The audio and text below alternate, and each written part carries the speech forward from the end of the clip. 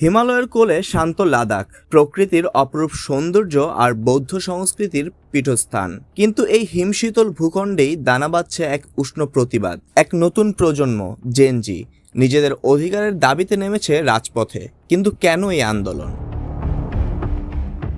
2019 সালে জম্মু ও কাশ্মীর থেকে আলাদা করে লাদাখকে কেন্দ্রশাসিত অঞ্চল ঘোষণা করে ভারত সরকার। স্থানীয়দের একাংশ স্বাগত জানালেও 5 বছর পর এখন এই সিদ্ধান্তই পরিণত হয়েছে ক্ষোভের কারণ। লাদাখের তরুণ প্রজন্ম, যাদের আমরা জেনজি বলে চিনি, এখন দুটি প্রধান দাবি নিয়ে সোচ্চার। প্রথমত, তারা পূর্ণ রাজ্যের মর্যাদা চায়। তাদের যুক্তি, কেন্দ্রশাসিত অঞ্চল হওয়ায় স্থানীয়দের হাতে ক্ষমতা নেই, বাইরের প্রভাব বাড়ছে। দ্বিতীয়ত এবং প্রধান দাবি হল লাদাখকে ভারতীয় সংবিধানের 6ষ্ঠ তফসিলে অন্তর্ভুক্ত করা।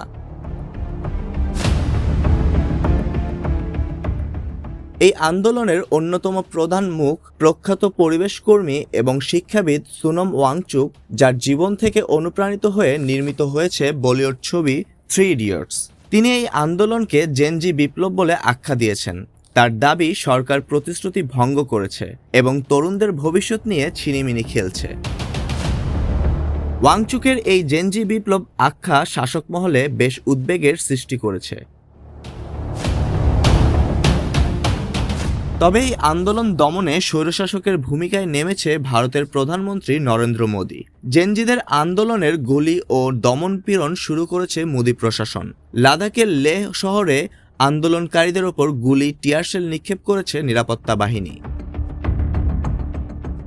এই আন্দোলনের জন্য মিথ্যাচার করছে ভারত। আন্দোলনের উস্কানির অভিযোগে সন্ত্রাস ও নিরাপত্তাবাদ মামলায় গ্রেফতার করা হয়েছে সোনম ওয়াংচুককে এবং তার প্রতিষ্ঠানের বিরুদ্ধে অবৈধ বিদেশি সহায়তা ও পাকিস্তানের মদদে এই বিক্ষোভের অভিযোগ করেছে কেন্দ্রীয় সরকার।